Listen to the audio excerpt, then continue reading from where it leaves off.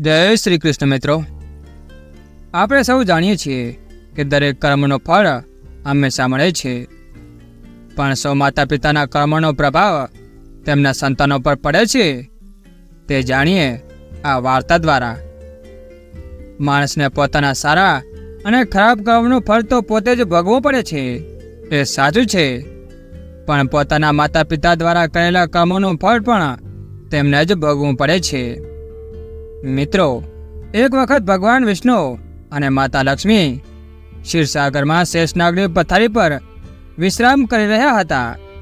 ત્યારે માતા લક્ષ્મીએ કહ્યું, હે પ્રભુ, શું મા બાપના સારા અને ખરાબ કર્મનું પરિણામ તેમના સંતાનોને ભોગવવું પડે છે?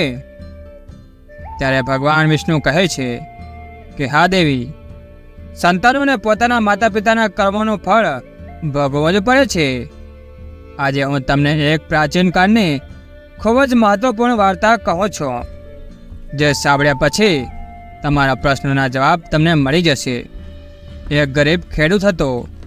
તે મહેનત મજૂરી કરીને ઘરનો ખર્ચો ચલાવતો હતો અને આખો દિવસ કામ કર્યા પછી તેને 30 રૂપિયા મજૂરી તરીકે મળતા હતા, જેમાંથી તે રોજ 15 રૂપિયાનું દાન કરતો અને 15 રૂપિયાથી પોતાના પરિવારનું ભરણ પોષણ કરતો હતો.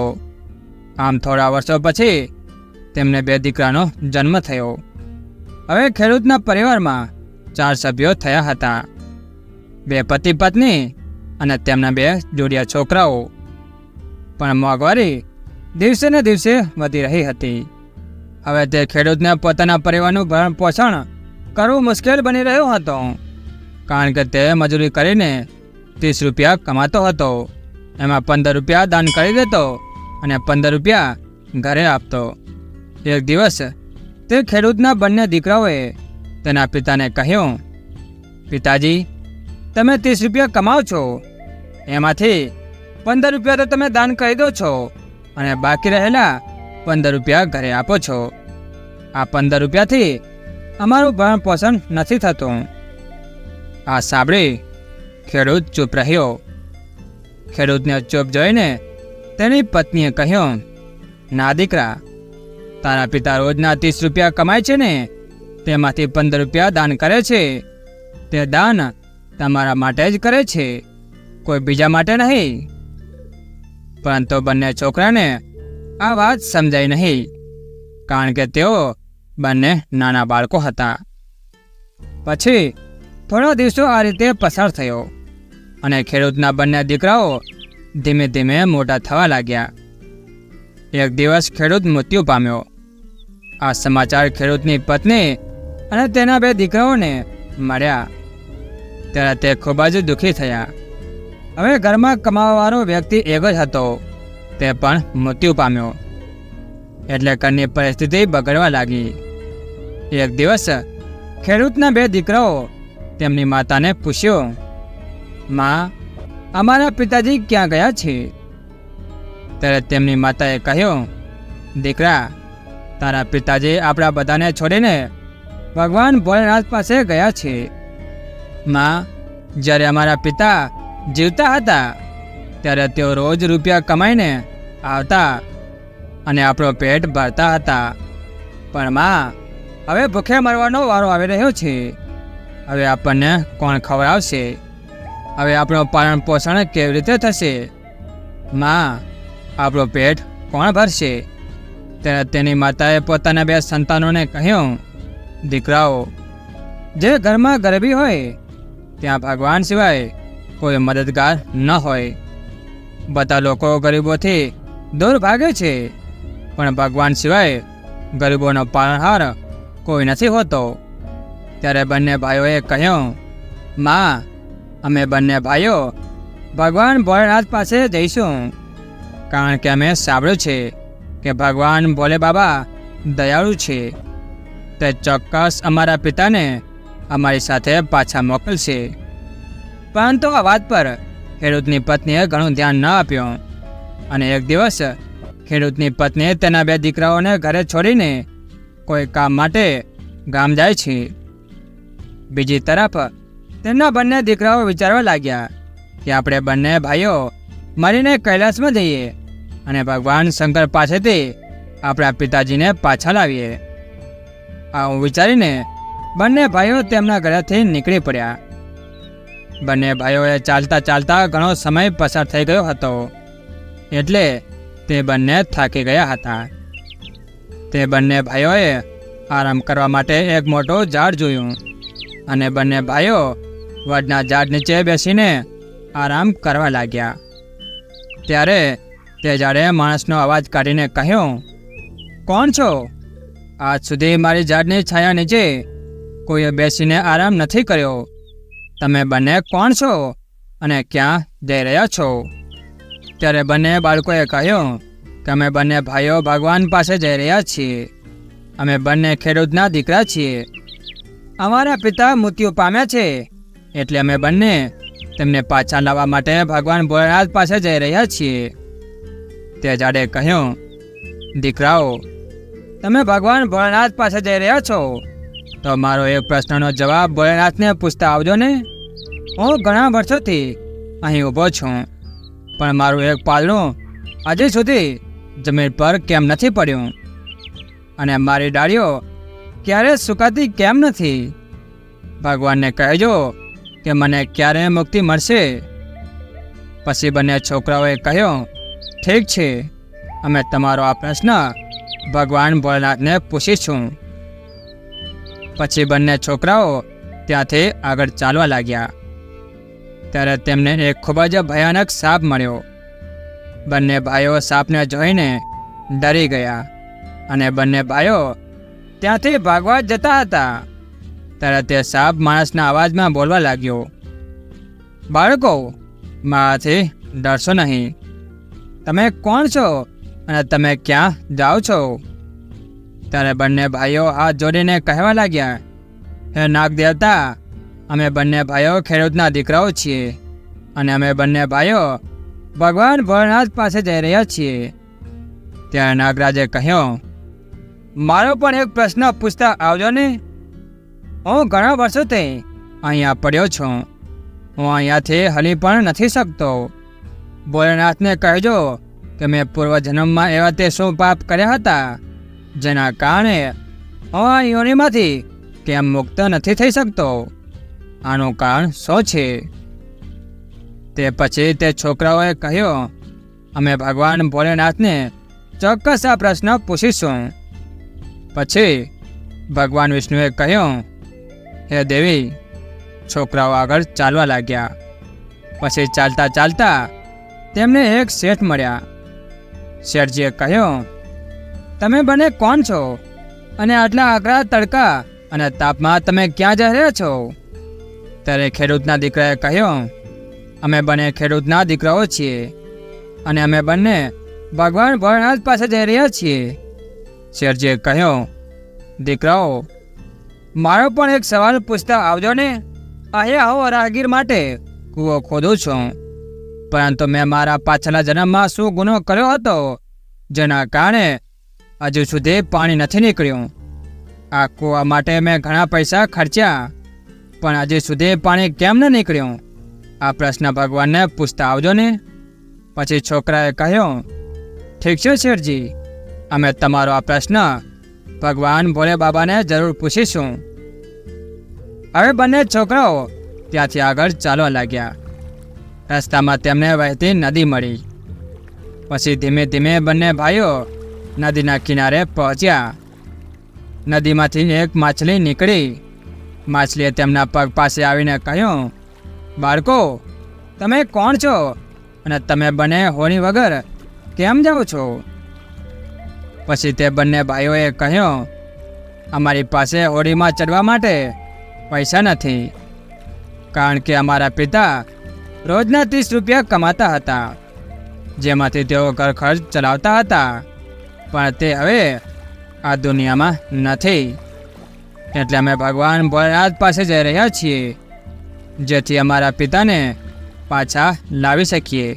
તે બાળકોની વાત સાંભળીને માછલીએ કહ્યું, બાળકો, ભગવાન શિવ પાસેથી મારો એક પ્રશ્ન પૂછીને આવશો? હું આ નદીમાં ઘણા વર્ષોથી ભટકી રહી છું.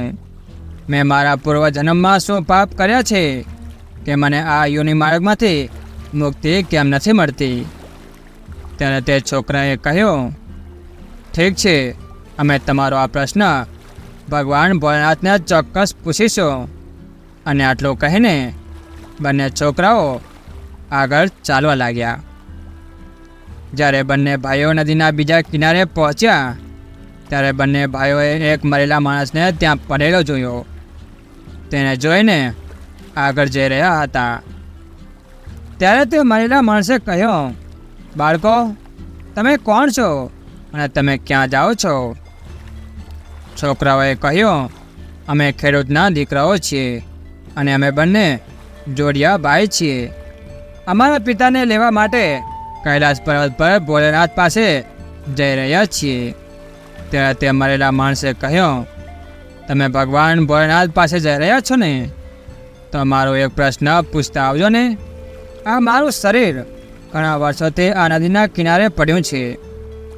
જ્યારે પાણીની લહેરો આવે છે ત્યારે મારું શરીર નદીની અંદર જતું રહે છે અને જ્યારે પાછી લહેર આવે છે ત્યારે આ મારું શરીર પાછું કિનારે આવે છે. ન તો મારા શરીરનો નાશ થાય છે કે ન તો મને મોક્ષ મળે છે. કેમ આવું થાય છે તે ભગવાનને પૂછતા આવજો ને. ત્યારે બંને ભાઈઓએ તેને આશ્વાસન આપતા કહ્યું, જરૂર, હવે ભોળાનાથ પાસે જઈને કહીશું. મિત્રો, આગળ ભગવાન વિષ્ણુ માતા લક્ષ્મીને કહે છે કે હવે બંને છોકરાઓ ત્યાંથી ચાલવા લાગ્યા.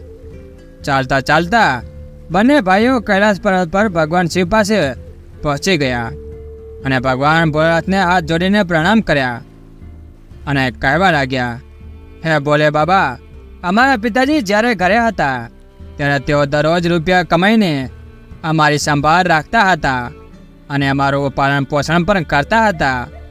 પરંતુ જ્યારથી અમારા પિતાજી મૃત્યુ પામ્યા છે ત્યારથી અમે બંને ભાઈઓ અને અમારી માતા ભૂખથી મરી રહ્યા છીએ. હે ભોલેનાથ, અમારા ઉપર કૃપા કરો. અમારા પિતાને અમારી સાથે ઘરે પાછા મોકલો.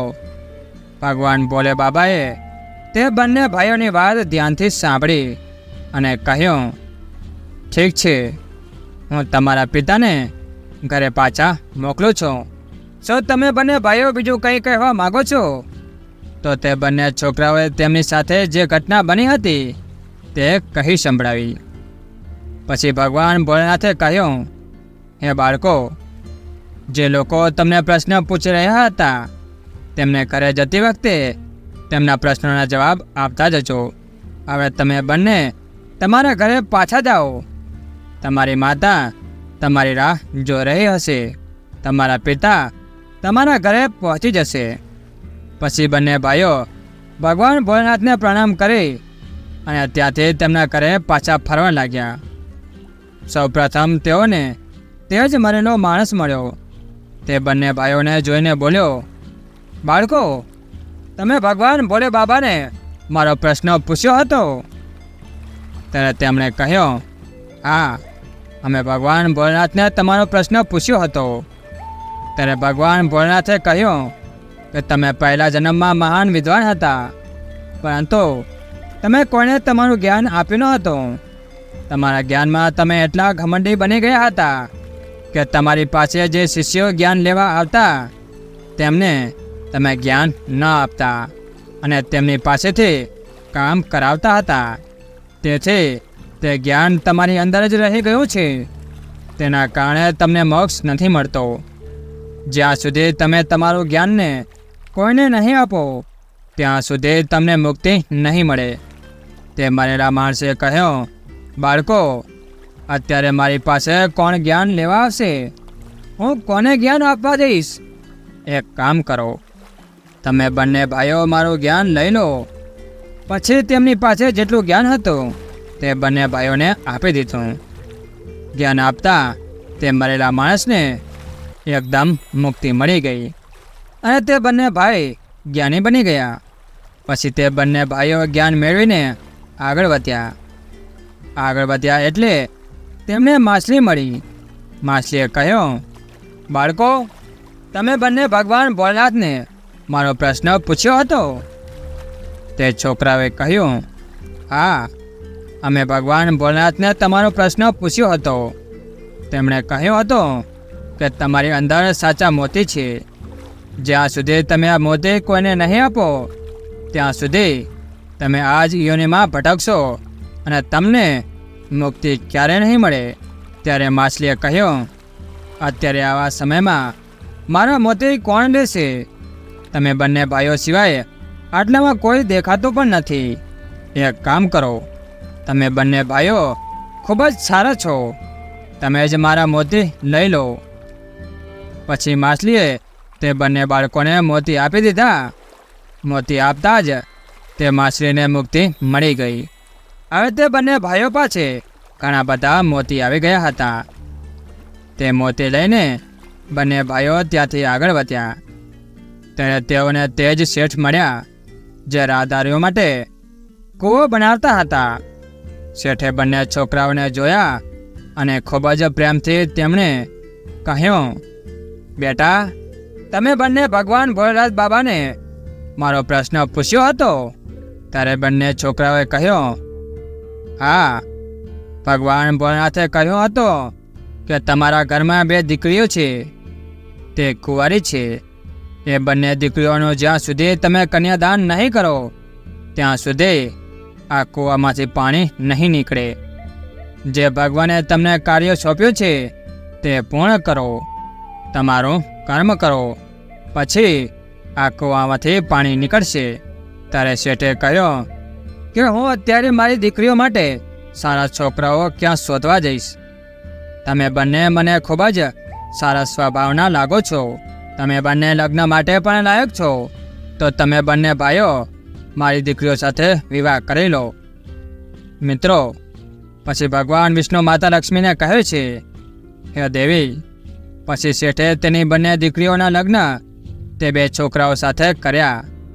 પોતાની બંને દીકરીઓને ખૂબ જ પૈસા આપ્યા અને બંને ભાઈઓને વિદાય આપી. હવે તે ચારે જંગલમાંથી પસાર થઈ રહ્યા હતા. ત્યારે રસ્તામાં તેમને નાગરાજ મળ્યા. નાગરાજાએ કહ્યું, બાળકો, તમે ભગવાન ભોળે બાબાને મારો પ્રશ્ન પૂછ્યો હતો? તો બંને ભાઈઓએ કહ્યું, હા, ભગવાને કહ્યું હતું કે તમારી પાસે એક કિંમતી રત્ન છે. તે રત્ન કોઈને દાન આપી દો એટલે તમને મુક્તિ મળી જશે. નાગરાજાએ કહ્યું, બાળકો, હું આ રત્ન કોને આપું? તમે જ આ રત્ન લઈ લો. તે બાળકોને નાગરાજાએ રત્ન આપતા જ તેના આત્માને મોક્ષ મળી ગયો. આ રીતે બંને ભાઈઓએ તેમની પત્નીઓ સાથે આગળ વધવા લાગ્યા. તેઓને આગળ તે જ વિશાળ વડનું ઝાડ મળ્યું જેની નીચે તેઓ આરામ કરવા બેઠા હતા. તે ઝાડે કહ્યું, દીકરાઓ, તમે મારા પ્રશ્નોના જવાબ ભોળાનાથને પૂછ્યો હતો? ત્યારે બંને ભાઈઓએ કહ્યું, તમે આગળના જન્મમાં એક મહાન ગુરુ હતા. તમારી પાસે જે કોઈ વિદ્યા શીખવા આવતા તેમને તમે યોગ્ય શિક્ષણ ન આપતા અને તે બાળકો સાથે ખૂબ જ ખરાબ વર્તન કરતા અને તેમની પાસે કામ કરાવતા હતા, જેના કારણે તે વિદ્યા તમારી પાસે જ રહી ગઈ છે. એટલે તમને મોક્ષ નથી મળી રહ્યો. જ્યારે તમારી વિદ્યા કોઈને આપશો ત્યારે તમને મોક્ષ મળી જશે. હું રહ્યું ઝાડ અને કોને અત્યારે મારી વિદ્યા આપવા દઈશ? હું તમને વિદ્યા આપું, તમે મારી વિદ્યા લઈ લો. પછી તે ઝાડે તેની પાસે રહેલી બધી વિદ્યા તે ભાઈઓને આપી દીધી અને તરત જ તેમને મોક્ષ મળી ગયો. આ સમય દરમિયાન તે બંને ભાઈઓ ખૂબ જ વિદ્વાન, બુદ્ધિશાળી અને પૈસાવાળા થઈ ગયા હતા. પછી તે બંને ભાઈઓ પોતાની પત્ની સાથે ચાલતા ચાલતા પોતાના ઘરે પહોંચ્યા. તેમના ઘરે ખેડૂતની પત્નીએ તેમને જોયા અને તે ખૂબ જ ખુશ થઈ ગઈ અને પૂછવા લાગી, હે દીકરાઓ, તમે બંને અત્યાર સુધી ક્યાં ગયા હતા અને તમારી સાથે આ 2 દીકરીઓ કોણ છે? પછી બંને ભાઈઓએ તેમની જે ઘટના બની હતી તે કહી સંભળાવી. ભગવાન વિષ્ણુ માતા લક્ષ્મીને કહે છે, હે દેવી, હવે તે બંને બાળકોને ખબર પડી ગઈ હતી કે તેમના પિતા પાછા નહીં આવે. હવે તેમને મુક્તિ મળી ગઈ છે. ભગવાન ભોળેનાથે જે તેમના પિતાએ કરેલા દાનનું ફળ તે બંને ભાઈઓને આપ્યો હતો. હવે તે બંને ભાઈઓ, તેમની પત્ની અને તેમની માતા ખુશીથી રહેવા લાગ્યા. આ બધું તેના પિતાના કરેલા સારા કર્મોનું પરિણામ હતું. આ રીતે ભગવાન વિષ્ણુએ માતા લક્ષ્મીને કહ્યું છે કે માતા પિતાના સારા અને ખરાબ કર્મોનું ફળ સંતાનોને કેવી રીતે મળે છે અને કેવી રીતે વ્યક્તિને તેના પૂર્વજન્મના કર્મનું ફળ મળે છે તે કહ્યું હતું. મિત્રો, તમને વાર્તા કેવી લાગી? સારી લાગી હોય તો કોમેન્ટ બોક્સમાં જય શ્રી હરિ લખી દેજો. જય શ્રી હરિ.